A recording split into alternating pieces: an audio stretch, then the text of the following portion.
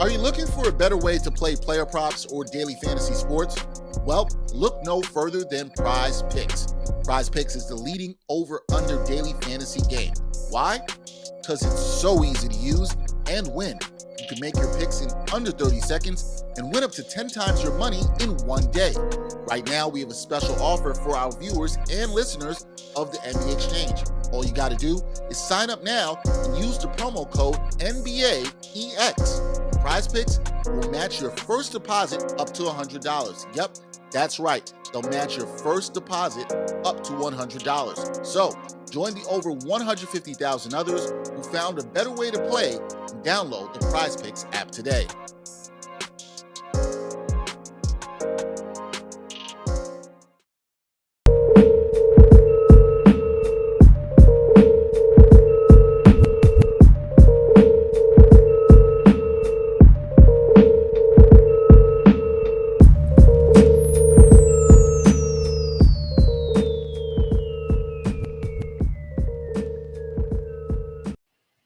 What's good, everybody? Ain't Hard to Sell Podcast, episode 225. Dexter Henry, Brian Fonseca here, coming to you live today.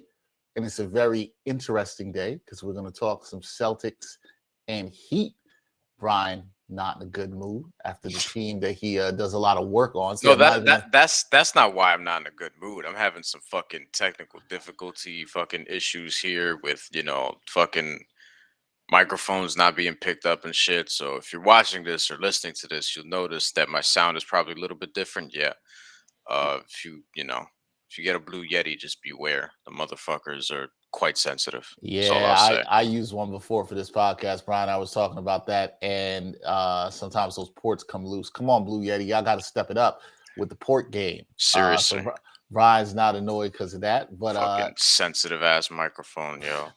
Fuck. Blue Yeti, come on, man. Can't withstand shit. You move it a little bit and the port comes out. But we're going to talk some Celtics Heat today. Heat losing game 4 last night, 102-82. They got smacked. But we got somebody to talk about things with us on the Celtics side. Last week, we had Greg Sylvander up here to talk about things on the Heat side. We got our guy, who is great in covering the Celtics. He does stuff for CLNS Media. He's in Boston right now, enjoying a nice sunny day outside. Josue Pavón. Josue, what's up, man?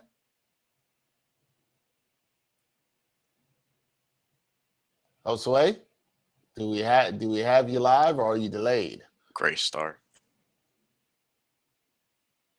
Josue, looks like he's a little bit delayed with the technical difficulties. We're going to have you sign back in and come back, and we'll be with him a second. Josue will join us in 1 second. He will be there. But as I said, the Celtics falling to the Heat last night, 102-82. The Heat offense, not looking good, man. Not looking good at all whatsoever. Brian, I should say I was stunned. I've had issues with the Heat's offense all season long, and particularly certain players in this playoffs, which Brian, give Brian credit. Brian had got on some of these players who haven't shown up consistently in the playoffs. Bam Adebayo, Tyler Hero, their inconsistencies. Bam Adebayo looks great in game 3, Brian. And then what? Boston went into a drop and, they really didn't want him to get 30 again, and he did not. He was not the most of their problems last game. No, I don't think so. No. Last game was absolutely a collective effort. I would like Josue to get in here if he could figure out what's going on. See, this is why I don't fuck with Boston. You know what I'm saying? Because you be up there and then your connection goes bad and shit. And it's like, come on. How are you blaming this on Boston? That's where he's at, I'm sure. That is where he's at, but it just happens one place. Josue's been on my show before. Look, as a New Yorker, maybe less so for you and I because we're Met fans, but we're conditioned to not like Boston, okay? And I don't like it for other reasons, but yes. Right. Well, that's the other thing. I mean, look, we were watching the game, and like ESPN has this lust for crowd shots in the Boston Garden, and if you are somebody who thinks a certain way about Boston, it'll reaffirm what you think. If you're somebody who tries to defend Boston at every turn and be like, hey, they're not that bad or they're not that this, whatever the case may be, Mm-hmm. it doesn't really do you any favors because it's just a whole bunch of white jersey, jersey, big t-shirt under the jersey, frat boy looking dudes who are being close up on women who all look the same. It's just, it just looks like I everything that mean, people assume about Boston, that's what it looks like. here's And the then and thing. then here's the other thing that pisses Yeah, me off, which I would get into this when Josue gets here, but we don't know if he's gonna fix his connection. he's But back. I think we got him back. We got him back 1 second. But go ahead, make your point. no, no, no, he has to hear this because I He has to he make has it. to hear this if I'm he's making. back. I'm waiting until he get. I'm waiting until he gets his But camera set up. to But he's to he's right there. Yeah. but to reiterate, like, about the game specifically last night, like, yeah, I think with Bam, like, that's been my issue in terms of just the offensive inconsistency because the defense typically is there. Last night, not as much, but the Mm-hmm. defense, he's as good as any defender on the planet. Offensively, he has all those tools that he needs to, be. And I don't think he ever needs to be somebody who averages 25 points a game. That's not what I'd be looking for. Because realistically, if you're going to defend like that, switch as much as he does or whatever, I don't want you being a top two option on my offense. I want you to be the third option. And the We. fact that he still gets 19 and 10 on average without having any plays drawn up for him and without like being somebody that they go to regularly is impressive enough for me. But I mean, you did. This is a far. This is a far different quad from someone you thought could be Kevin Garnett light. It's a lot different from but I that. still do because he showed that in game 3. But that's the tease. And here's the thing. Like, here's the thing, because I was talking to somebody about this last night, and they were asking me about the Kevin Garnett thing, and then you're like, you do realize Kevin Garnett was this and that, and I'm like, I know he's my favorite power forward whatever. I'm just saying Bam Adebayo has those tools. Now, has he been as good as Kevin Garnett so far? No. Kevin Garnett also didn't win a playoff series until like his 10th year. All right. So, like, like, what are we really doing with the revisionist history? My thing though is Kevin Garnett with his He averaged big numbers, and he also played like 40 minutes a game. So what are we doing? my thing is like Kevin Garnett with his talent clearly could be a number one option. I do not saying that you're saying this. I don't think Bam Adebayo could be that. I I'm not mean, saying. he I'm was also and not saying that he has was. to be that. Look, he was, and where did he get? Because he didn't win shit until he was a number 3 option in Boston. Yeah, Like, yeah, but like, he had I know. Look, I love Kevin Garnett, so I don't want to do this, but I'm just saying, in terms of all I'm saying when I make that comparison is that those are the tools that he has. And defensively, we don't even like defensively. He's already, but no, it's offensively, defensively great. yeah. I have no qualms on that. Offensively, those are the tools he has. I don't want to see Bam Draymond Green. I want to see him closer to the Kevin Garnett comparison that I think he's capable of. And if it takes time, so be it. He's 24. We're gonna have to continue this discussion another No, time. we're But not. we got Josue with us. He's back. Looks like he's fine. Josue, what's up, man? How you doing? I'm better now, guys. Sorry about that. There you go. How am I looking? Am I not glitching? You're better. You got outside. You got inside, away from that Boston sunshine. We don't and get you it got often, here. man. I had to take advantage. I tried to take advantage of the scenery and everything. It's beautiful out Listen. here. I understand. Did you hear your man Brian Fonseca? He was about to like go in on I Boston. I did. Do you have anything to say about that? Do we have enough time to even talk about that Kevin Garnett comparison? Why? Yeah, What's going on right now? Oh, we do. Oh, we do. So I feel like Brian was just trying. I wasn't trying to troll anybody. Brian had said this way before this, but I said in 2019. He said in 2019. I thought he was wrong then. I still think he's wrong now. But I mean, 2020, you could have tried to make that case, but now, come on, Brian. He doesn't want that kind of smoke on the offensive end, especially with Rob Williams out there. So that's my issue with him, right?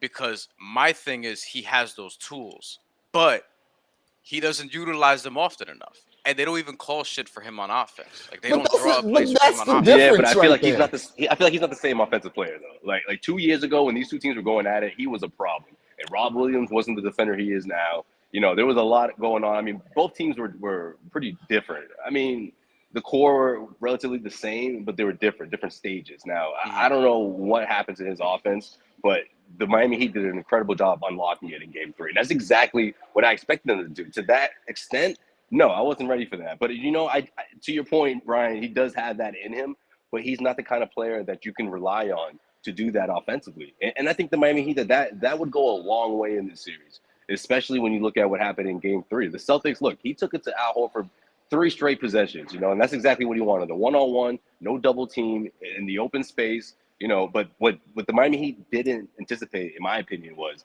that Al Horford would come back and defend the way he did in Game 4. Like, that's the thing in the series, man. Every 2 days, it's a quick turnaround. Like, at the end of the day, that old man strength's going to come back every once in a while, and it has. It has in a big way in this postseason, and that's not a knock on Al. But look, my point is, I don't think Bam's offense is strong enough to be the guy that he used to be, especially when you're going up against Rob Williams and the Celtics. The Celtics defense is much different. We're talking about Bam like he's past his prime. Like, all right, like let's reel it in a little bit. You know what I'm saying? He's 24. Brian, what happened? Like, what happened to his offense? Like, I don't know. Like, what happened? Because before Brian jumps in there, no. Are you saying that he's just not aggressive enough? Because that's something Brian has brought up too, that he would like to see him more aggressive, and I don't disagree with Brian on that at all. What, 4-6 in Game 2, 4-7 in Game 1. Like, with all that being said, and that's been the big issue with him primarily these last couple of years. With all that being said, like, he's still somebody who averages 19, 10, and like 4 without really having anything drawn up for him offensively in the regular season. You know what I mean? Regular he season. Hasn't done that in the conference finals 2 years ago, he was averaging like 22 and 10 and was the best player in the Eastern Conference. If that guy was in the series, the Celtics would be in. They'd be in. I don't know. I don't want to say they'd be doomed, but it would. I'd favor Miami to win it. The Celtics are also a better defensive team now, because they have Al Horford and because Robert Williams is a better version of himself. That's the other thing that annoys me too. Is like, I would like for them, not even just Bam, I would like for all of them to attack Robert Williams, because I am not fucking scared of Robert Williams. Like, I think Robert Williams is Bam scared of Robert Williams? I think Robert can't do nothing against him. I think Robert Williams is really good, but he's not somebody that I would be fucking scared of. So that I don't understand this fear. Like, once he get onto the court, just because he's gonna block your shot, go up and get your shot blocked. Then, the problem with Miami's offense is when they fall into jump shot shooting land and they're trying to shoot over the drop and they're not hitting their shots. A lot of times they're gonna drive to kick. And this is a point that I've been sort of pounding on all playoff long. They drive too much simply to kick without intention to finish. If you're driving to kick and not driving to finish, you're not going to get your fucking open threes, because how do you get open threes? You get open threes by attacking the basket. You need variance in your offense. And if you're just settling for those long jumpers, that's not going to help Bam either. So like, if you're going to open up your offense and actually have a right flow, you need balance. And if you're not going to attack Robert Williams, you're not going to attack Al Horford. Yes, that's difficult, but you're going to need that balance. That's why Victor Oladipo getting in and doing what he did last night mattered, even though it didn't.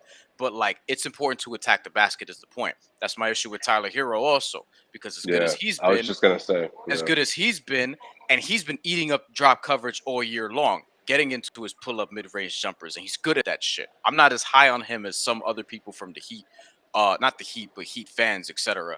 I think he can be really good, but I think that he's closer to the ceiling than some people might think, whatever the case may be. But anyway, I think with him, though, he doesn't attack the basket enough. And if he doesn't attack the basket enough, you're going to basically live and die with your jumper, because you're only getting 3 free throw attempts per game. So if they're not going to attack the basket, then I don't know. But as you said, Josue, this shit changes so much, because Game 1, the Celtics won 3 quarters, as Celtics fans like to say. But they got their ass whooped in the third, and he ended up winning that game. They kicked Miami's ass in Game 2. Miami kicked their ass back in Game 3, and then, like, it's been a 2-2 series, but we didn't get here necessarily the way I thought. And for full disclosure, Josue, I had Heat in 7 going into this series because they have home court advantage. If Boston had home court advantage, I might have taken the Celtics in 7, but I'm not sure. Josue, let's talk. Can we talk a little about last night's game? Because the Celtics had a big response there, 102-82. Absolutely. Responding there. Now you go back to this is what I love. I love the game like last night. 2-1, home team's back is against the wall. They got to win. They do it. Now it's a best of 3. Now we get to see what's up. What's the mood of the Celtics right now as they head back to Miami? What's the mood of the team? It's very positive, as you can imagine, coming off a win like this. I mean, for starters, they feel like they gave one away in game 3. They feel like they could have come up big in that one, especially when you look at Jason Tatum and what he was unable to do in that second half. So, heading to Miami, they're very confident right now. I mean, they pull off a win, a huge win, 20-point win without their point guard and Marcus Smart. I mean, that was a huge bombshell to drop before the game. But now the Celtics are in that confident space where they can go out and win a game without Marcus, because Marcus was, of course, not in that game 1 matchup where they, like you said, got their butts whipped, or at least, like Brian said, the Miami Heat did them the same way in game 1. So they're feeling very confident right now, Dex. I mean, the thing about the Celtics is that they feel like their losses are on them. They feel like it's a matter of they need to perform like this after wins as well, not just only after losses, which right now they are 4-0 in the postseason, coming off after losses. And it's usually a blowout win, just like what we saw in game 4. But this is the challenge, right? This is where they're going to show, where their heart is, where the determination is in terms of trying to steal a game on the road, especially in this series when everything is tied up 2-2. And yeah, man, I just feel like the Celtics' confidence right now is at an all-time high. I still think this series could go 7, though. The Miami Heat are going to respond in a big way. I can't wait to see how they do that, because I just can't imagine them getting blown out again on their own home floor. They really don't like that, by the way. I know that, like, that's stating the obvious, but like Bam Adebayo, Jimmy Butler, like they couldn't stop talking about game 2. Like, man, they did that to us, and they did that to us on our floor. Like, it's like, whoa, man, like how dare you try to, embarrass us? And that's exactly what he said. He's like, man, these guys tried to embarrass us, and they did. And that was after game 2. So I can imagine how Jimmy's feeling after game 4, where the Miami Heat barely scored 80 points in that one. And Jimmy Butler just didn't have it. He did not have his offense whatsoever. And that's a trickle effect, in my opinion. When he doesn't have it, or at least when he's not productive, right? I mean, we've seen games where he's not scoring 20, 25 points, but he's being, he's getting the playmaking down. He's finding his guys. He's finding his rhythm on the defensive end, coming up with stops. He didn't have any of that in game 4. And a lot of people wondering if this was a health concern, if he's banged up, if he's battling something. I mean, no one's 100% right now in the playoffs, but in my opinion, it was just a tough game for him. When the Celtics are playing that way defensively, it's tough for any superstar. I mean, we saw the same thing happen with Giannis and Kevin Durant in the last couple of series. So to see how they respond is going to be interesting, because that's going to be, I mean, obviously that would change the complexion of the series if the Miami Heat were to win one at home, heading into game 6 with a chance to close out the Celtics on their own home floor. So listen, guys, strap in, man. This series it's not over. It really is. I'm trying to tell Celtics fans that, I'm like, it feels like your team is up 3-2, but they're not. This thing is dead tied at 2. Well, you know why, Josue? Because a lot of your fucking media peers are in bed for the Celtics, and they want this team to win. In game 3, they had, as the Heat were up 15, the Celtics the halftime analysis for ESPN was like, yo, they got some momentum. Jason Tatum hit a 3. They're gonna come back now, and they fucking didn't. And it's like this. And here's the thing, like, I understand the lust for the Celtics, who have won like just 4 championships since the merger, for them to be great again. But it's more than that, though. It's more whatever. Like 3 in the 80s, they had one. The one. People like this. Brian, are you saying Brian, are you saying that you feel like can't get past the Eastern Conference Finals, man? That's what it is. Are you saying that you think the Miami Heat are being disrespected here? They clearly are, because this is a team that's here we 2 go. games, 2. No. Fuck that. Because you say shit like you say that. Team. Because Dexter does this shit all the time. He goes. Wait. I said what? Look. All season long. All season long. Me, Dexter Henry, Jamal Murphy, Gerard Hector, and I say this with love. Fuck all of you. Because in the group chat all season long, I don't hear dick when the Heat are playing well. But as soon as they have any offensive struggles, yo, Brian, what's good with Bam? Yo, Brian, what's good with Jimmy Butler? Like, what's happening here? Any fucking time. And it's like an ESPN halftime show, because this team is 2 wins away from potentially going back to the NBA Finals for the second time in 3 years. And the analysis at halftime on ESPN is, yo, the Celtics got it going. They picked up some momentum when they were down fucking 15 in game 3 at halftime. Nobody knows how good this team is. Nobody knows who Gabe Vincent is. They still can't pronounce Max Struess's name. They're calling him Struss. Yeah, They what still happened? don't What happened to those understand. guys? What happened to the undrafted backcourt that went off in game 1? Man, they haven't shown up since. They were okay in game 3. And then yesterday they just had Yeah, collectively they had a bad game. But I See, mean, and See, Struess had the Lowry big shot in back game into the 3. fold. But the Having point is Lowry that back was big too. the point is that this team is good, and people who are professionally paid to understand why this team is good does not understand what makes this team good. And you can Yeah. tell, and I can tell as somebody who's watched them all season long, that a lot of people now are watching them for the first time because they're like, yo, what's good with this player? I thought he was this, that, and the third or whatever. The playoffs are different. Okay. Yeah, And no, like I'm it's with you. just not gonna be the exact same way all the fucking time. Here's my I'm with you, Brian. And then it's a lot Listen, of shit a like lot of this. people- Hold on, I'm not finished. Then it's a lot of shit like this. He's Because angry, guys. I He's was on angry. ESPN this morning, and a Boston writer. I'm not gonna mention his name. I decided I'm not going to. I was going to, but I'm probably gonna know who it is. he's from. We all know story. who it is. He's from Boston, and what was his game recap after this? And he picked the Celtics in 6. By the way, shocking. When things have gone poorly for the Boston Celtics in the Eastern Conference Finals, it has been when they've lost focus and allowed Miami to speed them up and turn them over, leading to fast breaks. The one consistent way that the Heat have scored in this series. So the Heat have only won 2 games in this series, Josue and Dexter, because the Celtics tend to lose focus sometimes and let Miami come back into the game instead of Miami being a fucking good team and actually winning these 2 games. Maybe, just maybe, I want to say maybe they just don't respect the Miami offense, right? Or the Miami offense have had struggles. Let's not act like they've been this model of great offensive consistency, or that there should not have been concerns about their offense and other players there. I like Miami. I think Miami's very good. I don't think you do. But here's my thing. This is not just Miami. This is all these fan bases.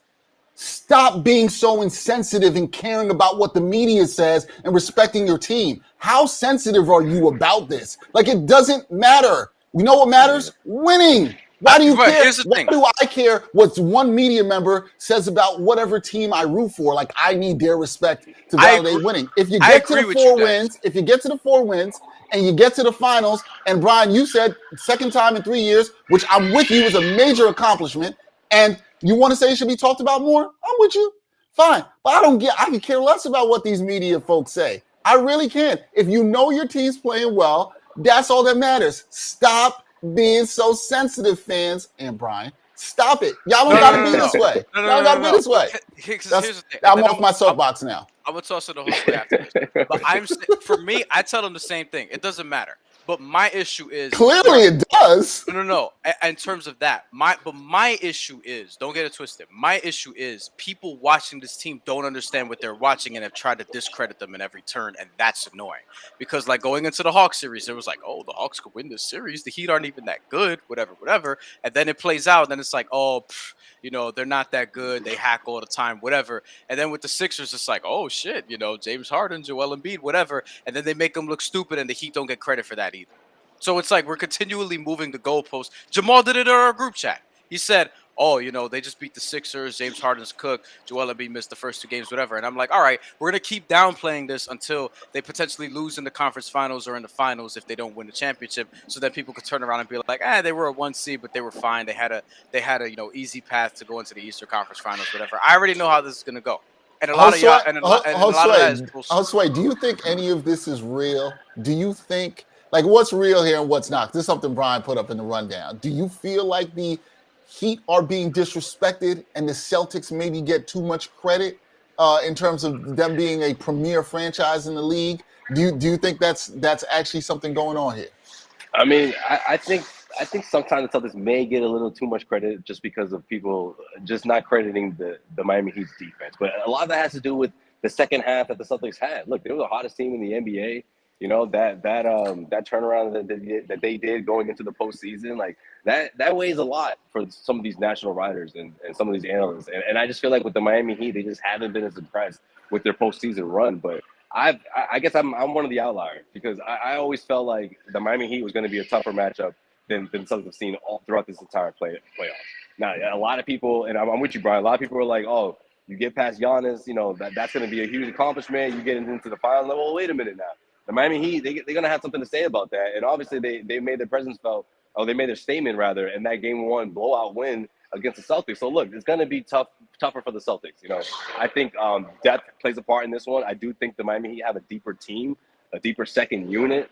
The Celtics' second unit did come up big last night in Game 4, but the Miami Heat starters, man, they dropped the ball in a big way, you know. But again, that's Celtics' defense. I mean, and look, the Miami Heat, Eric Spoelstra is one of the best coaches in the NBA. He's gonna make adjustments throughout the course of a best-of-7 series. He's continued to do that. And you know, leading into Game 4, I was saying that he was winning that coaching matchup against Ime Udoka, but Ime came up with a huge punch in Game 4. But let's see what happens in Game 5. You know, Tyler Hero wasn't available in Game 4. You know, unlocking Bam, of course, I think is a huge key for the Miami Heat. When he's going, the Celtics just have a really hard time slowing him down, and it opens things up for Jimmy. It opens things up for the shooters.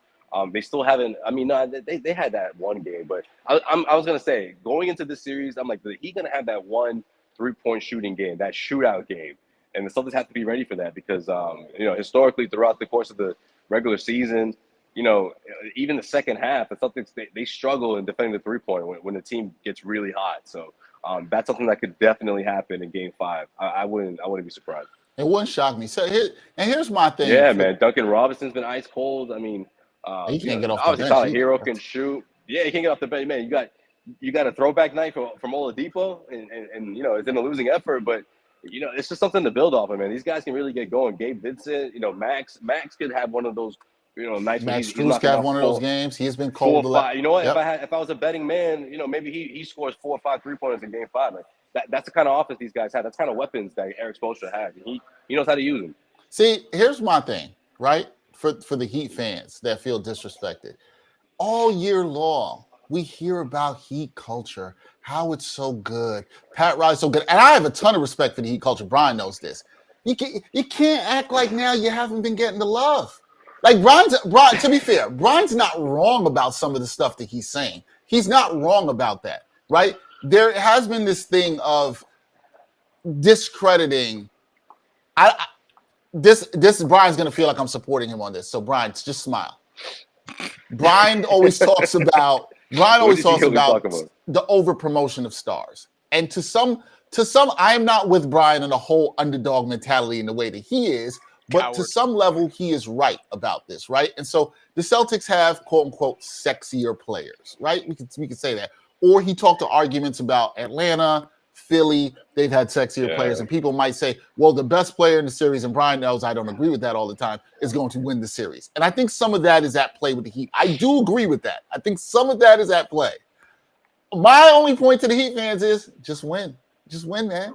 You win, it's going to take care of all that noise. Winning solves everything. Yeah, they were doing it with Jimmy Butler. Because they don't know how to talk about this team. And when Jimmy Butler was going off, they were having a simplistic conversation. Oh, is Jimmy Butler like the best player left in the playoffs? Whatever. Instead of talking about like other things that, you know, probably wouldn't get as many ratings. So what the fuck do I know? I'm not a producer at ESPN. Who cares? They even did it with Jimmy Butler, who I love and you know is one of my favorite players to watch in the league.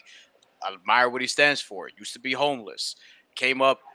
Went to JUCO, junior college all-star. Wasn't even an all Big East player. He was an all Big East honorable mention guy. Late first round pick, most improved, etc. And he's probably going to be in the Hall of Fame one day.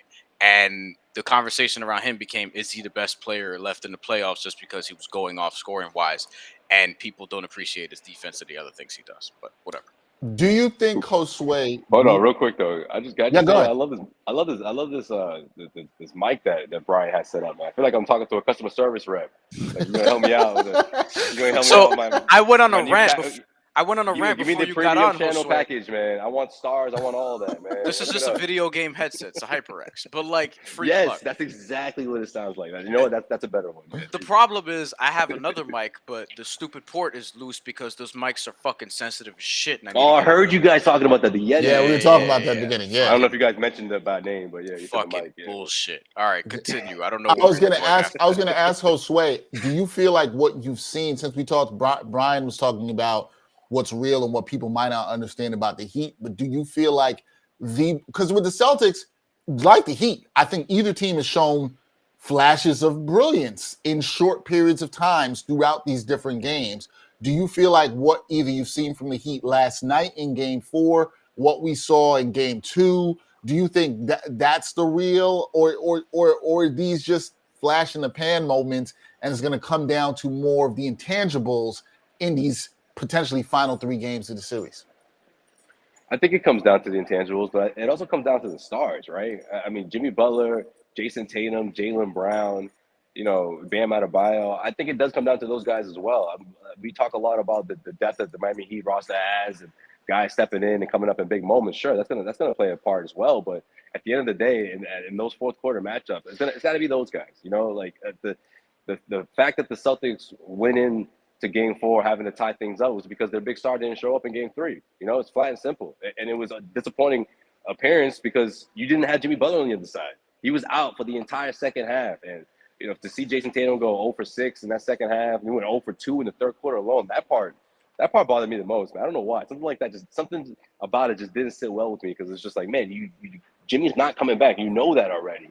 And you're not aggressive in that third quarter, so the Celtics are going to hope that it doesn't happen again, obviously. They're going to hope that Jason Tatum's going to be aggressive in his approach offensively. But also, they're gonna wait for that counter from the Miami Heat. They got to be ready for that as well on the defensive end because guys are banged up. They're 2 big defensive juggernauts, and Robert Williams and Marcus Smart are far from 100%.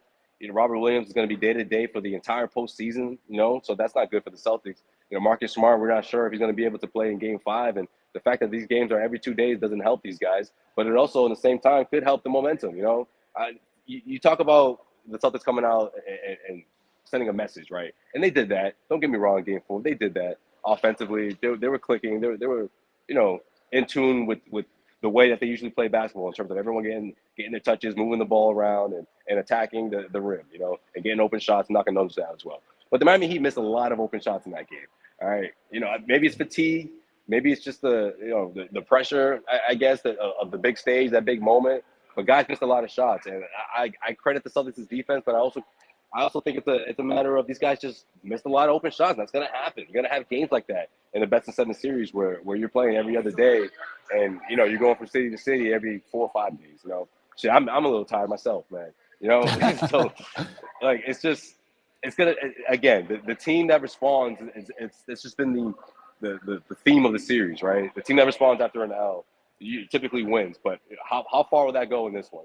What's that going to mean for the Miami Heat if they go back and drop one in Miami in their own house and are down 3-2 in the series? That's going to be a tough turnaround. That will be a tough turnaround. So with that being said, I want to hear the keys from both of you. I definitely want to hear Brian on the Heat side too. What's the keys for the Celtics to win this series? 2 out of 3. Obviously, the Celtics are going to have to win one on the road against Miami, who had the top seed and has home court advantage here. And I think you're noting, Josue, that it will not be easy to go down in Miami, and you're going to have to take one of those 2 games that you could potentially play there. So what do you think the keys are for the Celtics to come out victorious here in 2 out of these last 3 games? Just get into their offense quicker. None of that stagnant stuff that tends to happen when they're not sure of themselves and they're second guessing themselves. Jason Tatum is probably the leader in that. Sometimes when he's really struggling, the offense can get stagnant. He's trying to find his own offense, and it just disrupts the flow of the Celtics altogether. So you don't want to see that happen if you're the Celtics, right? And of course, on defense, they have to continue to be, clogging up the passing lanes, staying in front of their guys, making sure Jimmy Butler doesn't get going, making sure he's uncomfortable. And then on the offensive end, I just feel like whether it's a Derek White, something like we saw, those 7 points in a row in game 4, maybe Grant Williams can give you some production there on offense. They're going to need one of these guys to step up that's not named Tatum, Brown, or Marcus Smart if he's available. The offense has to come from other guys. They have to spread it around. And again, this second unit, this is a thin team. The Miami Heat have more reinforcement than the Celtics do for sure.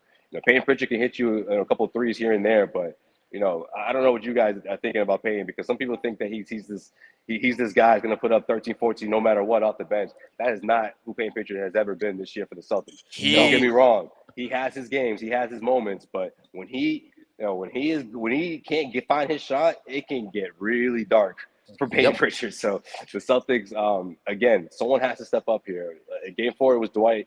It was Derek White, but we're going to have to see who it is in game 5. How much do the fans love Payton Pritchard up there? They love him, Oh don't they? man, they love it. His jerseys in his uniforms in the stores and everything. And you know Oh. why, Dex? You know why. I know why you're laughing. But here's my thing about this stuff too. See, Brian likes the underdog. You know the kids in Newton and Wellesley and all the surrounding towns. They love Peyton Pritchard. Man. They love Peyton Pritchard, and yes, I know why. Brian loves an underdog. But I'll tell you what, Brian will not be rocking a Peyton Pritchard jersey. That's not going to happen. Brian's you don't like Oregon? You hate Oregon, or what's up? Wait, say that again.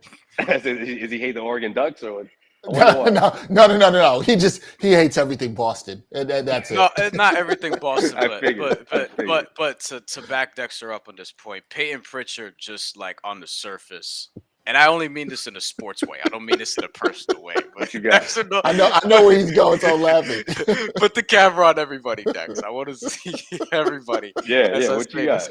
I know, Dex. I know where you're.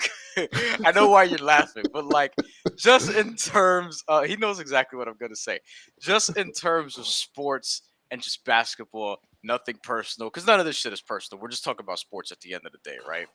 I absolutely detest what Peyton Pritchard represents.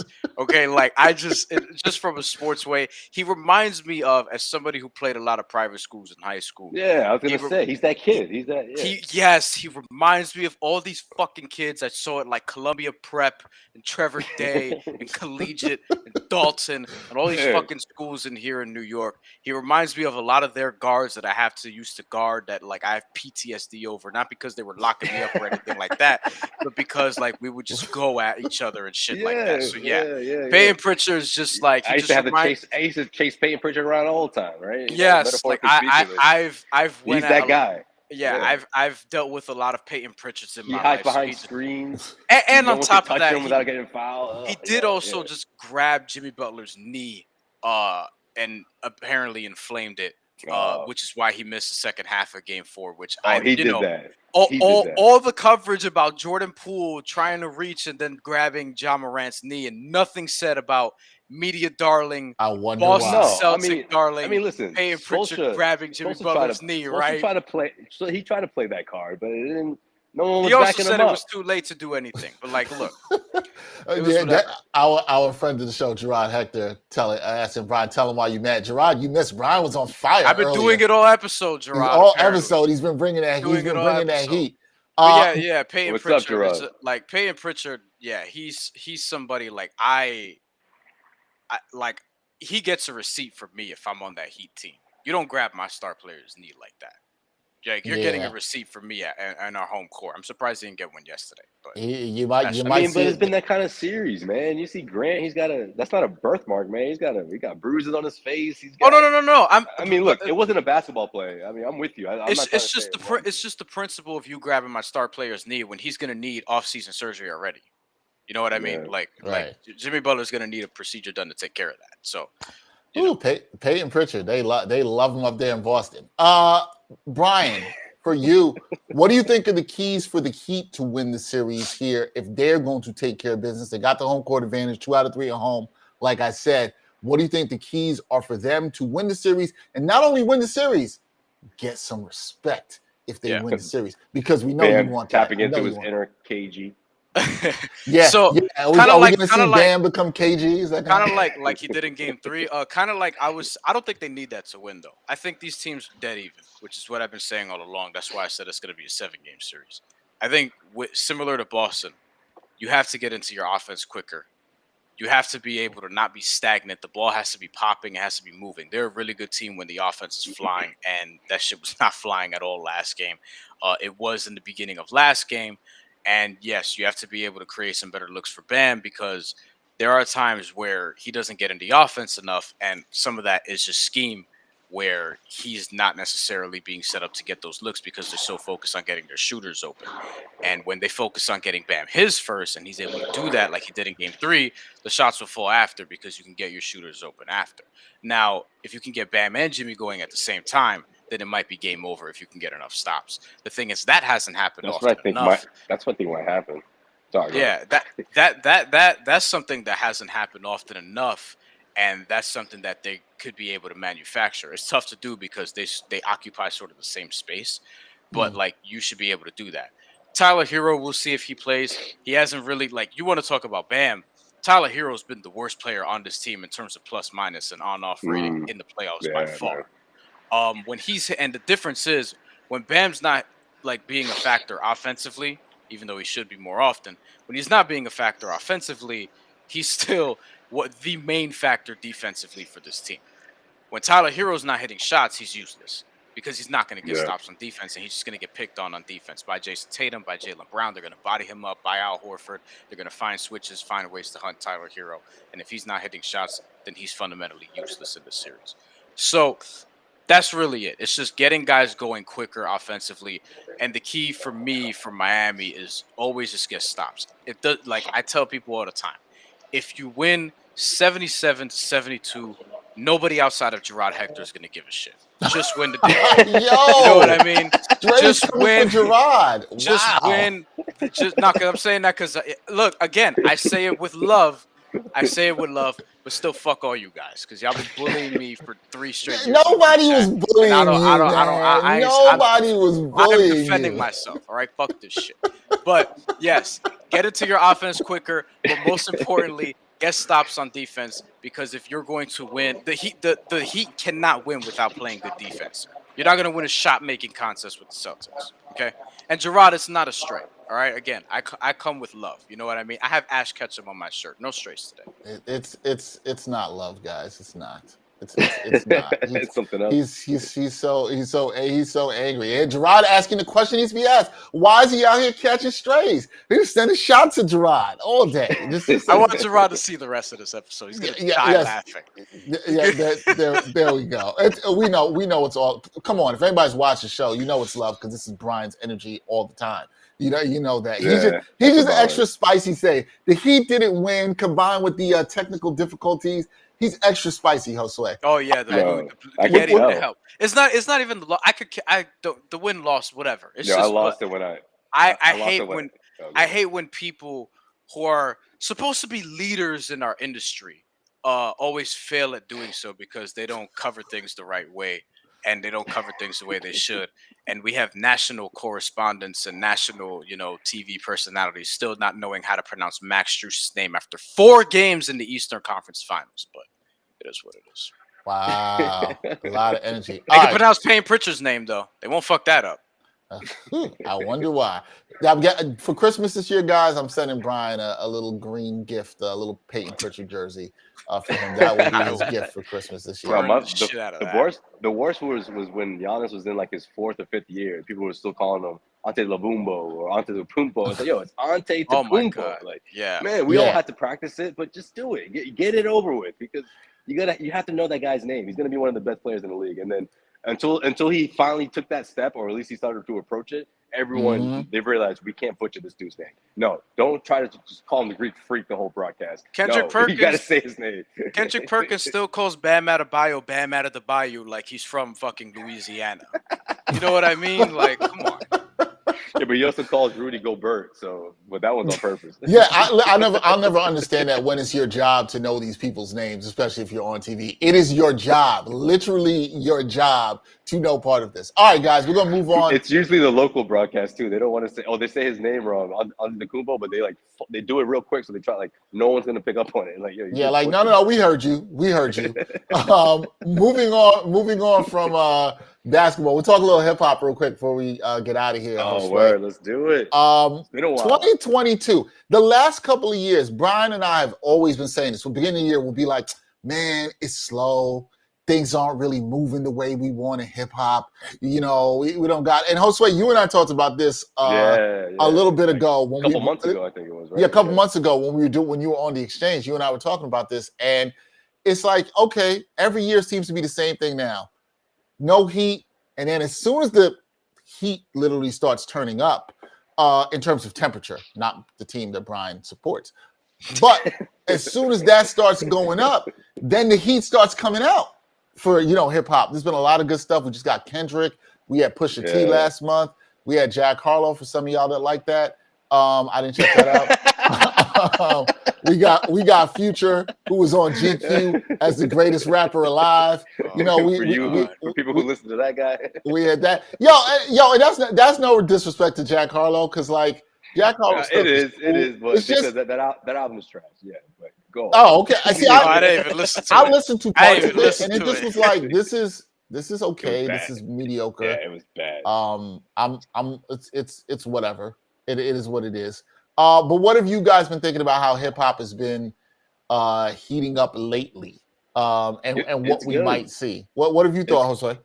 I loved it, man. I loved it. Obviously, I'm a huge Kendrick guy, and he didn't miss with this one, man. Man, I really enjoyed this album, guys.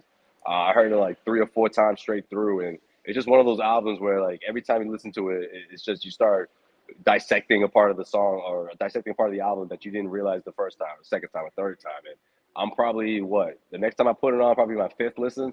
And I just think he's just pushing things. He's changing the narrative in a way, right? I feel like he's challenging the entire game. Well, he's always challenging the game, right? But this time it's just like, hey guys, we can be more vulnerable. We can be, talking about therapy and talking about, ways to improve yourself and staring at yourself in the mirror, like things like that. I feel like everyone is kind of tiptoeing around in terms of like hip hop as a whole, and especially after the pandemic, where guys were, all that isolation and people were sort of opening up, on social media platforms, people starting podcasts or whatever.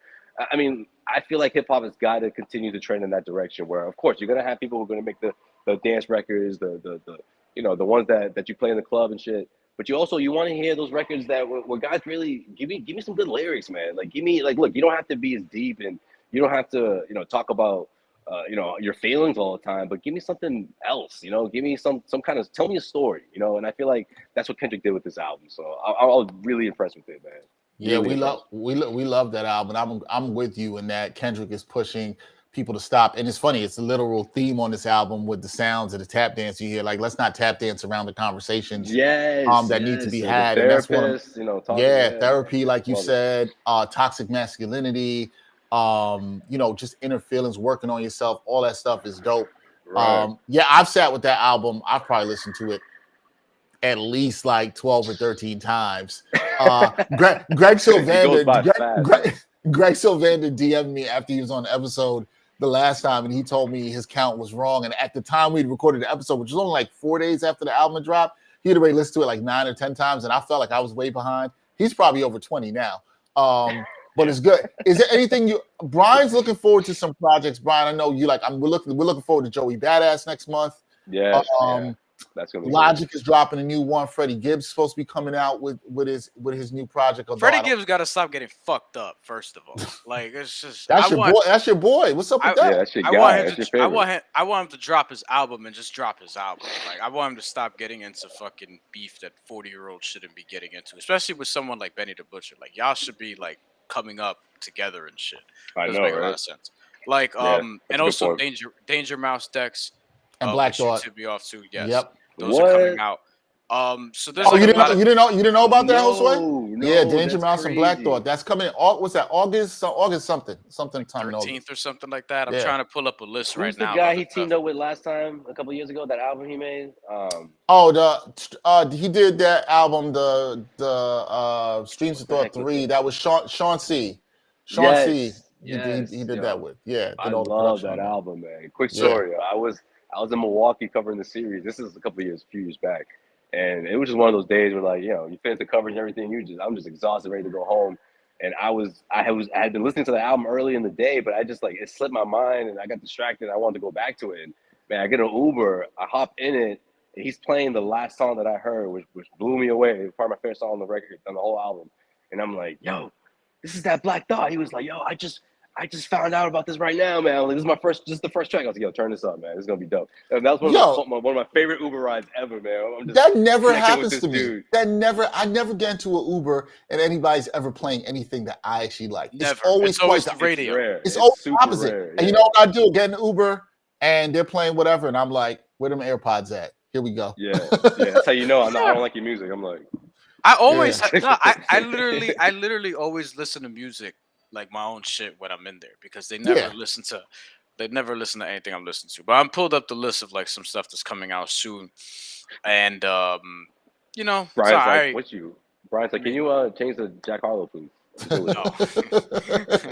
No, I still haven't listened to Jack Harlow's album. All right, so we got MC Ren, Post Malone, Those are two albums I probably won't be listening to. Joey Badass, June 17th. June 17th. That's June 2000. 17th. The same day as Kevin Gates and Logic, so I know who my first play is going to on that day. Lupe This is the Fiasco concerts and this Chris summer, too. Brown. Lupe Fiasco and Chris Brown. Not, Oh, yeah. not together. Not together. Not together. No, Oh, speaking Separate album. I'm of about to that, say, like, what? What day is Lupe Like, Fiasco? Lupe's Is that pulling out all 17 too? stops, huh? June 24th. Yeah, so the Lupe, It's called. I like the title actually. I like the called title. Drill Music in Zion. Now here's the thing. Check Josue. I don't know if Gonna you make checked me it out, roll but my eyes. check out his first single. I actually like it. I actually like it. I listened to it the other day. It's good. And here's the thing I like about this album for Lupe. It's gonna be 10 tracks. All of it is with soundtrack. Producer that did a lot of stuff on his first and second album. Finally stopped doing those 24 tracks. Yeah, he stopped doing it. He God. finally smartened up. He finally smartened up. So that was maybe one of my biggest knock on the Cool, man. I love that album, but it was. it's a little long. It's good. It's a really good album, but it's a little long. Yeah, but if he gets back to tighten it up and isn't trying to be super over everybody's head, I think it could be really good. Because I love the last part. Actually, maybe it wasn't the last one. The one before that, what was it? Drogas. What was that? 2018. Drogas Light was his last album. That was 2018. That was too long. Oh, that was the last one then. Okay, that's the one I'm talking about. That one wasn't bad. That one, it had lengthwise and it was. I didn't a few of the care songs for were skippable, but it was. I mean, that's the thing. The one before that. I wanted to put a solid album together. That one's better, Dex. Tetsuo and Youth. Yeah, that one was better for me. Yeah, that was a better album. Yeah, it was tighter. It was a little better. That's the one with the Prisoner shit. Which one? Prisoners 1 and 2. Yeah, Prisoners 1 and 2 is on there. Yeah, that album was better. Drogas Light was not light. It was too heavy because it was just too many songs. But it was good. Anybody else you look at? I know you're big. I know you're a big Cole fan, Josue. Are you hoping he drops something again this year? I hope he does, but I'm not gonna cross my fingers, man. I don't think he'll drop. He takes his time with his albums, and listen, I really like the other album too. Off Season was good, man. It's probably one of my favorite albums of the year, but it's just I don't know. You know what I'm gonna say, Dick? Wait, you're gonna say that Kendrick's album's album of the year? Is that what you're gonna say? Well, yeah, but no, I was gonna say when's Cole gonna drop that? When is he gonna put out a blueprint? You know what I mean? Like that full no debate. This is his best album. This is a classic. Will he drop a classic? And maybe he won't, and that's okay. I'm still a huge Cole guy. That's my what do you have as his best? What do you have as his best album? What's his best album? I don't even know. That's the thing. I don't even know, man. It depends what mood I'm in. Brian, what's the best Cole album for you? Best Cole album? Oh, it's it's Forest Hills Drive. See, I agree. I think it's Forest Hills Drive. I think that's his best album. Because that's the one that I could listen to. When it came out, that's what I was saying. That's the one that I could listen to straight through easiest. And I don't know. I may have one skip on that album, maybe. But to Josue's point, I think what Josue is saying, and I agree with him on, is that album does not have the bona fide classic feel that everybody feels in the way. I thought Off Season had a shot, and it was good. It was great. It was really good, but it's not that. It's good. I think that's his second best album. I think it's really good. But I just don't think I don't think Forest Hills Drive has that stamp like Good Kid, Mad City does or To Pimp a Butterfly does. Where you're like, those are bona fide, undeniable classics. Yeah. I know what you mean about that blueprint. Like I want to get the vinyl, and I don't even have a record player. Like that kind of classic. I think it does with Cole fans, which but I'm trying to, because I have seen other people call it a classic or whatever. I would say it is. I would just also say it's his only one. If you're not counting, which one, Forest Hills? Yeah, if you're not counting, because I think the warm up is a classic mixtape. I agree with that. But that's but that's a different type of Friday Night Lights is for me, man. I love that mixtape. I think both of those are classic mixtapes. Yeah. That's and I'm liking how these mixtapes are trying to put them on the streaming platforms. Yeah, it's been 10 years. If they put the warm up, oh my god! If they put the warm up on a streaming platform, woo! I don't know how you could do that because he's rapping over Dead Presidents and shit. I think eventually it'll happen, man. Hopefully, just the classic, not all of them, but the classic mixtapes. I mean, Lil Wayne was starting to drop them a bit. I think, some of the classic ones are starting to pop up now. But yeah. But yeah, man, Kendrick's been Kendrick's album's been incredible, man. What else? Pusha was good. Pusha was good. It wasn't better than Daytona, but it was a good album. What you guys think of Pusha? I like Pusha. I think Brian and I are kind of, some people were really high on that album, Yeah. and I'm Really? a little higher than Brian, but not that much higher than Brian. We think some people. Oh, that's funny. Yeah, it's funny you say that, man. Because when I Funny was, sentence. for the Brooklyn series, Yeah, when I was in Brooklyn, man, I was in do or die Bed Stuy. They put me in the as my boy, as my boy Justin. You guys met Justin, right? My boy, yeah, yeah, my boy yeah, yeah, Justin yeah. put it. He said, "Oh, they put you on the other side of Atlantic Ave." It was a little, it was nice though. It was cool. I was okay with it, but it was funny because like every time I was walking around, there was blasting that album. Everyone's blasting that album. So I was like, actually, that was the reason it reminded me. I was, oh yeah, the album came out today. It was that Friday. I was in New York that weekend for the series, and I popped it on, and yeah, it's good. Like I heard it a few times, and I was like, it's a good album. But yeah, people are really hyped about it. Yeah, I think it's a good album. I like a lot of the Pharrell production on there. This, like, Call My Bluff is probably one of my favorite songs this year. There's some really Yeah. good songs. I don't think some people, I saw people throwing around the C word for it, which I think was, come on. What? Yeah, Wow. let's pipe down on that a little bit. And I think I gave it like an 8. I think it's a Then solid what's listen. if that's a classic, then what's Daytona? Yeah. Right. That's what I'm saying. I think Daytona is a better project than it, because I just think it's You know what else too? it's more cohesive sound and lyrically through. There's Yeah. things I Oh, like. Don't get me wrong, the I like this, but sound. the See, to other me, point, I think him the and oth- Kanye they just make better music, man. I don't know. I hate to say it, but and I was really excited about this one because obviously the connection with him and Pharrell go way back, and yeah, listen, 3 or 4 of those songs were bangers. Don't get me wrong, but like Yeah. in the sense of like keeping the consistency throughout an entire album, he's not Kanye. And look, I'm just saying when they pair together. I'm not to say that Pharrell's with not another artist that he can yeah. never top Daytona, but when those two would get together compared to when him and Kanye get together, I just think it's just It's a match made in heaven, man. With it's Kanye and funny you Pusha. say that. It's funny you say that because I actually feel like the Pharrell beats on that album, I actually prefer more to the. I thought Kanye's production on this album Yeah. didn't match Daytona. Yeah, I think the Daytona Oh production no was no no like, yeah on this well Kanye did what 2 songs on this album? yeah, 2 or I'm 3 saying he like did. Yeah, I'm saying a Kanye produced album compared to a Pharrell produced album with Pusha T, right? with Like Pusha T, right? You would say yeah, you would take I that. just feel like the like you said like the how cohesive the album was, the flow Yeah, of it, like it was all sort of like, and I feel like some of these tracks on his newest one, not that they were like out of place, but they were just kind of like a little off, the beats, but they were all yeah. they were good though. Don't get me wrong, the album's good.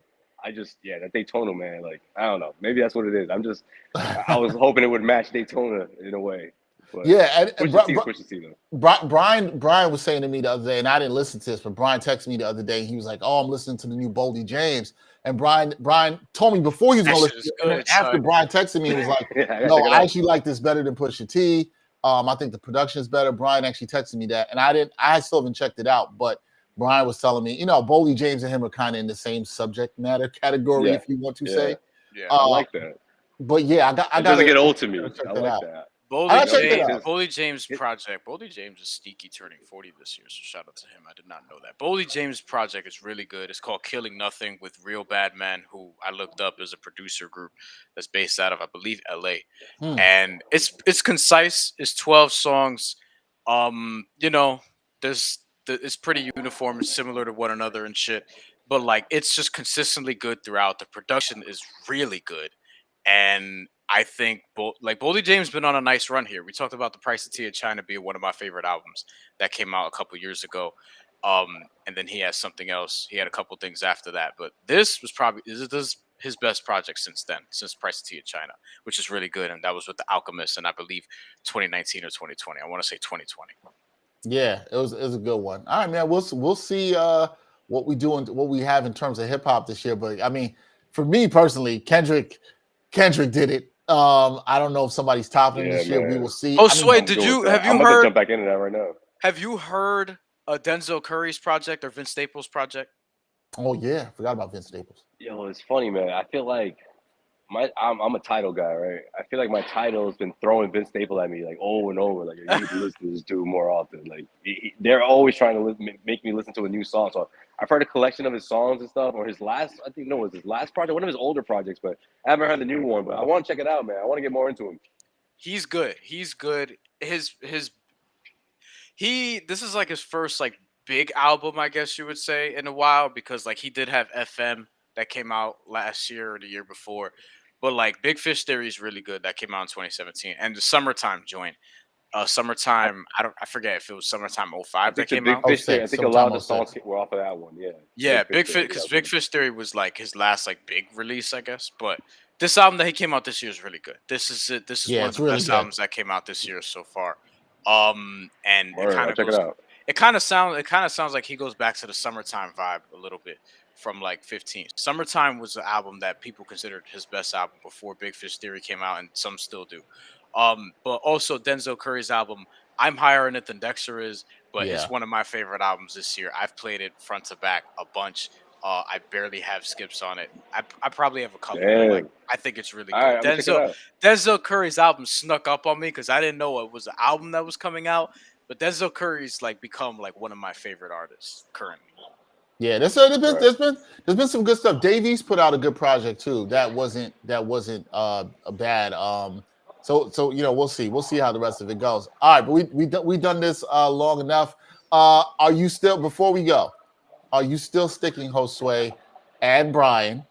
Are you sticking with the Heat and Celtics to win? Josue, I think you picked the Celtics, right? You picked Celtics Yeah, I got 7, the Celtics in 7. Celtics in and 7. Brian, you still sticking with the Heat in 7? He in 7, yeah. All right. Can't wait till the series is over so I can let one of you guys know who was wrong on Twitter. I'm just gonna Yeah, stay someone's neutral. gonna get out. Yeah, Someone's gonna get out. here's the one thing. Here's before we go. Well, If maybe the Brian Heat, could get a damn L after winning the freaking, you know what, league. Damn fantasy the league. fantasy man. league, That was some bull. yeah, what? You ain't getting let- your flowers, no. Yeah. See, Jamal see what K you- and Brandon, you still owe me money. All right. putting it out there. Oh, those are Coming so to get that losers money. right there. Yo, pay that man. Pay that man and give him his flowers today.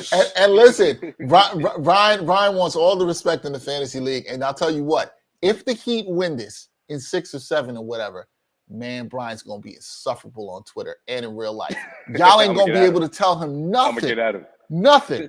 Like nothing. And look at his face. He's like, "Yep, I'm ready. I'm ready." Yeah, for he's all not the even smoke." denying it. He's like, He's not even denying it. That's how you know. Did you see his face? He's like, "I'm ready." Look. I will say this, Dexter. You know me. You know yo, part for of 8 that. straight weeks, I was the number one, man. 8 straight. I was, man. The winning streak. The winning streak I had, and that damn stuff, yo. I Fantasy think is all about momentum, man. That end of the season into the playoffs, I'm telling you. Man, I started the season. I was like 8-0, and then I went into a tailspin because of all the COVID stuff, and then Josue was dominating for a while. And then I got all my guys healthy at the right time, and held then it we down ended up 6 winning. summers. No, I'm just We kidding. ended up winning. But yeah, but Dex, you could tell like there are times on Twitter that you could tell I'm in character. I don't know if everybody can. There are times that you could tell I'm He's in like, this character. is you. What do you mean? I mean, I thought that's just you. Nah, because there are stuff. Just you. There are some Now it's a stuff that character. because like there are stuff that I'll lean into because I'm like, all right, let's just do it. Like You trolling. the photo after the game with Bam Adebayo next to Kevin Garnett, which I thought was hilarious. I was like, I'm just gonna post this with no caption to see what happens, and that shit took off a little bit, and I was like laughing the whole time because I'm like, he's gonna have a bad game, and then people are gonna start coming for me. And it's gonna be like, whatever. But look, it's Twitter. It's supposed to be fun. We're just talking about sports. It's supposed to be fun. And I'm enjoying the back and forth in this series. I see fans on both sides freaking out, especially on the Heat side because it's 2-2 going back to Miami, even though many of us predicted it would be 2-2 going back to Miami. And as I've been saying all series long, the Celtics are really, really, really good. Really good team. And possibly winning the title this year. Whoever wins this is going to give Golden State a run for their money, though I think Golden State is going to be the favorite regardless of who it is. But these are both great teams, and I don't want people to lose sight of that because I think, and I was telling this to Heat fans yesterday, you guys are driving yourselves up a fucking wall trying to be like, Spo should do this, and Bam needs to be more aggressive. Like, yo, you're back in the conference finals for like the 7th time in 18 years. Y'all should enjoy this because I know fans of other teams who have it. As a Met fan, we don't have this kind of success. So y'all need to enjoy this and stop nitpicking your guys, especially knowing that they're going to be competitive again even next season. That's what I'm saying. That's why I don't want to hear all this. Oh, we're not getting the respect. Stop whining, y'all. Stop whining. Pete Alonso for MVP. There we go. All right, that's it for this episode of the A Hard Sell podcast. Josue, thank you for joining us, man. We love all the work you do with CLNS Media. We appreciate you. Gotta have you back. I'll probably hit you up to be on the exchange. I'll tell you what, if the Heat don't win, if the Heat win, Brian's gonna be at the top of the week next week at the exchange. If the Heat win, and if not, it'll be you. Somebody's gonna be clowning the other. I'm here for that. I'm definitely here for that. Oh man, and someone's gonna be previewing the NBA finals. For NBA finals, somebody will be there to preview the NBA finals. It's gonna be one of you guys for sure. Send me to my first NBA finals, Celtics. There you go. Yeah. Come on, there get you it go. done. Except Brian's out here hating on you. He doesn't want you to cover NBA finals. Yeah, he wants the Heat to win. Nah, it's all good. Heat and 7. I will say, look, Josue, you know how I feel about you, but Celtics fans are tough. They're tough to like root for. Yeah, you know what I mean. Yeah. Like I was seeing people saying like, "Oh, Payne Pritchard should have injured Jimmy Butler. What the fuck? Whatever." Come on. Like stuff like that. I'm like, look, again, both of these teams. The only thing that's disappointing to me about this series is I wanted more 88-84 games, and we haven't gotten that yet. I just want shitty offense. I want to see defense. I want to see scrambling. They almost limited them to 80 points in game 4, so that was pretty good. But the Celtics got 102. I want mud. I want 80 to 76. I want 88-84. I want just defensive masterclasses and everybody freaking out about the offense. I love when people complain when basketball is not pure and smooth, and it's like, yo, the game doesn't have to be sexy all the fucking time. I like sexy. I don't know about you. I like things sexy. All right, that's it for this doesn't episode. Win you shit. The Florida Panthers learned that yesterday. So. 225 of the A-Hotel podcast. Special thanks to our guest, Josue Pavón. Please continue to support us. Follow us on all social media platforms. And, watch Brian. See if he's happy next week on episode 226 of the A-Hotel podcast. I don't know. We shall see. For Josue Pavón, Brian Fonseca, I'm Dexter Henry. Until next time, y'all. Peace.